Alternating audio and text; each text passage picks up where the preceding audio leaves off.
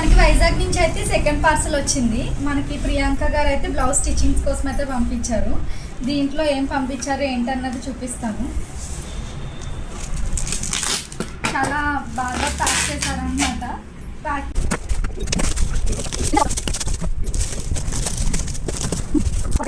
గట్టిగా ప్యాక్ చేశారనమాట. ఫైనల్గా ప్యాకింగ్ అయితే ఓపెన్ చేసేసాము.